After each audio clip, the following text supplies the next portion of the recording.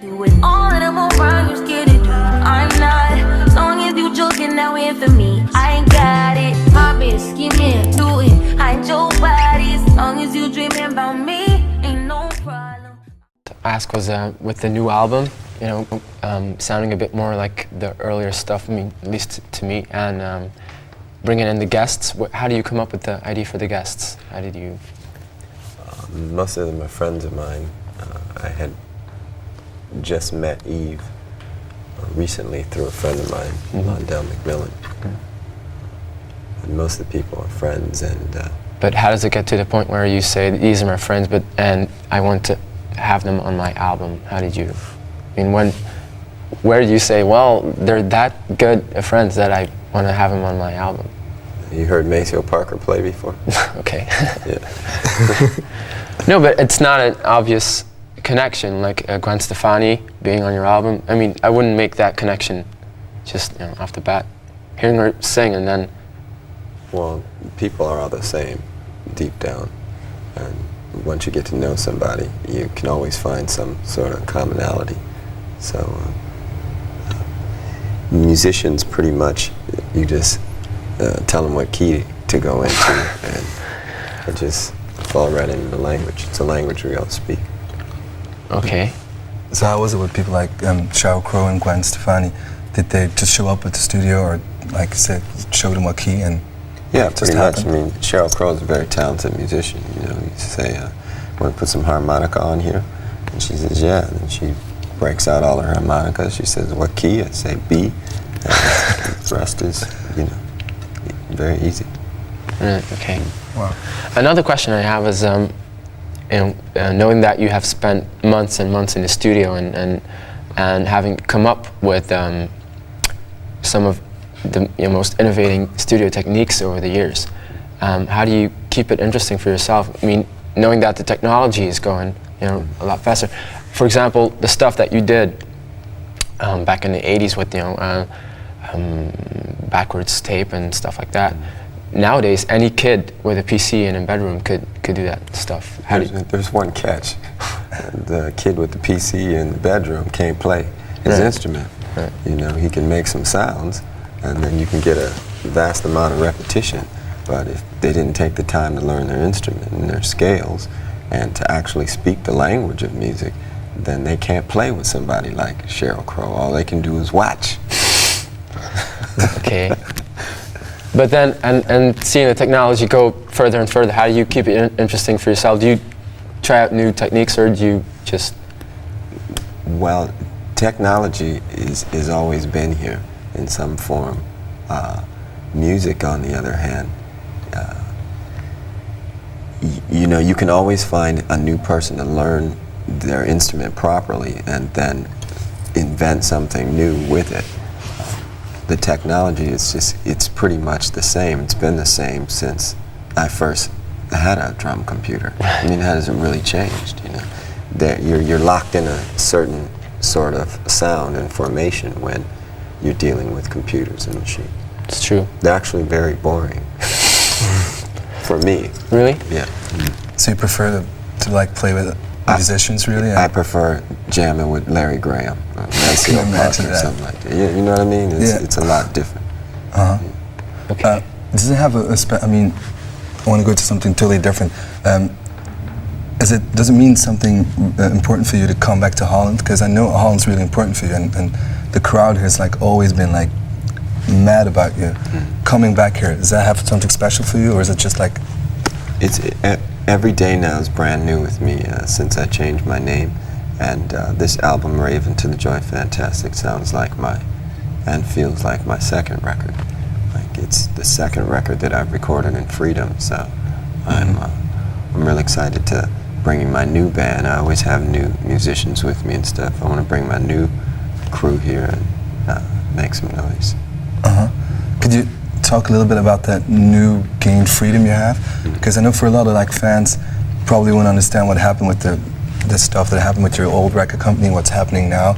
Is it possible to explain it in like for normal people? Well, when a kid's in his bedroom making music with his friends, it's a lot different than when he goes to sign with a record company and starts recording for an actual company. You know, the music you make with and for your friends is different and feels different than when you're actually doing it for a living. So I wanted to get back to the feeling I had when I first started. And once I changed my name, got out of the contract, and just changed some of the people in my life, then the music gained a new freshness and sound that I haven't felt since I first started. Knowing that you've had a lot of problems with the industry and seeing the development. I didn't really have any problems with the industry. Oh, really? No, I had problems with contracts. I have problems with working for 20 years and then giving the music away where I have no ownership. That's what I kind of have a problem with. The industry works as it works. Okay, but there's kind of an evolution going on, or revolution, as we can say, with internet and MP3 and all that stuff.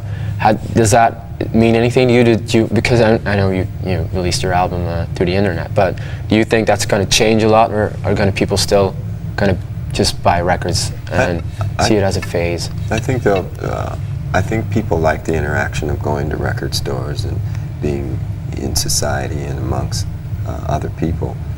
Purchasing music and talking about it. What it has done, though, is open up conversations and communications with record company executives and artists.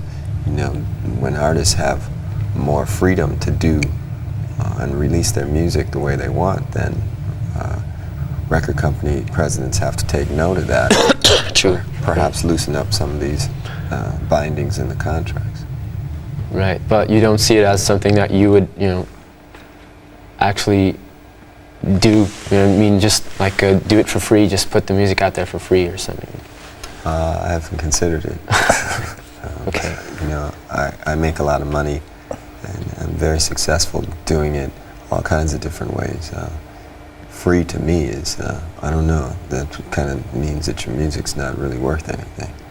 You know, there has to be some sort of interaction, I would suppose. I get that. Could you say, talk a bit about the new video? It's going to be released soon. What's it going to be about? It's going to be about unity. It's kind of a counter to what's going on now with a lot of the unity bashing that happens in the videos. It's a lot of women's body parts and not much of the woman. So this is just me and a woman in a video, and it deals with interaction. Important videos, I mean, have been important to your career, but are you really involved with it nowadays, or are you? No, it's not as important. More like a means to an end, that you have to do it? Well, I don't have to, but I do them when I see the need, but you know, I'm a performer by nature, so I really get off on the interaction with people in a big stadium type atmosphere. Right, that's another question I had, is that because seeing both sides that are equally successful, being the live part and the studio part, is there one that you prefer? No, they're so different. And the studio is so personal, and again, the stadium situation is it's about completely interaction. different. Right. Okay. Another question I had is that in the past you've had a lot of songs of yours coming up in the charts, like and that other people covered, like the Bangles and Sinead O'Connor, but we haven't seen any of that lately. Is that something you decided you don't want to do anymore? Or? Well, I've been out of the industry for a while now. The music industry per se that everybody's used to, the videos and the pop bands and all that kind of stuff. I've just been laying back and revamping my life and learning, so you might see some more of that in the future. How about the cover? Because obviously if you don't give them new tunes, people tend to cover your material. What do you think of that? Like Genuine and I think Tom Jones and people like that? Well, I was just hanging out with Tom recently, and we talked a little bit about that. it's kind of a touchy subject. Right. You don't have to say if you like it or not, but just how do you feel? Well, it's a different version of something that is already complete and perfect in my eyes. So it's like, you know, taking your kid and putting him in some new clothes and saying you can go back home now. And I don't know, it's different. Right. Okay. And what about contemporary artists? What kind of music do you listen to when you? I mean, do you listen to music all the time, or is it just something? Is there kind of a record that you come home to and just you say, "Now this is what I'm going to listen to," or would that music be not contemporary? Yeah, it's probably not contemporary stuff I listen to. I like a lot of Larry Graham and the classics. That's a coincidence. Yeah, Miles and Carlos Santana and people like that. Back to the issue of people covering your music, though. The record company has a law that they've written and come up with called a compulsory license. That means somebody can just cover your music and you can't stop them if they get a clearance from your publisher. Well, the publisher doesn't write the song, so the way that they make money is to get your music covered. So when all these people start popping up singing my songs, I'm not the one approving these. So I don't have any say-so over what that is. Okay. That's a problem. Is it? Yeah, no, that's a problem. You know, it would be nice if I could say yes or no, but it is my song. Yeah, then at least the artist that would get granted, you know, they know that they especially get to do it. Right. And see, you get the situation where somebody can take a song like I Can Never Take the Place of Your Man and then completely slow it down and change chords and what have you. Or somebody can take When Doves Cry and change words. Yeah. Well, that's a problem, you know, because that's not the song anymore. And then to say that I wrote it is unfair, I would think. What do you think? I think you're right. Well, all right. You ask the next question. Yeah, hang on. Going on. About the new album, a lot of critics said that it's been it's been the best album since a long time. And because I know you regained your freedom, and you said it's like your second album again. It's like for you a new challenge. They really said that? Yeah, they said. I feel great now. This is great. This is a great day. See, I knew I should tell you this. But live, is it going to be something like? Is that same new feeling is going to be added to the live thing, or are you just gonna? I mean, can we expect what we always saw? Oh my goodness, with Larry Graham in the band? Oh man, are you kidding? That's Sly and the Family Stone's bass player, right? I know. Graham Central Station. Oh, everything's different. Maceo Parker coming gigging with us. I mean, you know. Oh, is he in the live band? Oh yeah. Who else is going to be with you? Candy Dolfer, some dates. Right. A lot of people have expressed interest. I just recently heard Carlos Santana wants to tour with us. So, you know, that'd be interesting. That's one of them situations I'd open for him just so I could watch. It takes me a long time to get ready. Because you're on the same label? Or is that not? I'm not on a label. Oh, right, it's true. Raven to the Joy Fantastic is released. Okay. Sorry. But I'm not on a label. I'm not signed to a contract. How can you explain that a little bit? Well, contracts are binding in the sense that they tie up your future. You know, how do you know what you'll be recording and feeling like 3 or 4 albums from now? A lot of times the company presidents change. I was in a situation with Warner Brothers. I'd make a meeting with the president and he wouldn't even be there the following week, you know, because the presidents were changing so quickly. So, you know, it's better to make an agreement. It's like, we have agreed to sit down and talk here. We didn't say we're going to talk and do interviews every year for 7 years, right? No. Okay. It doesn't even make sense, does it? All right.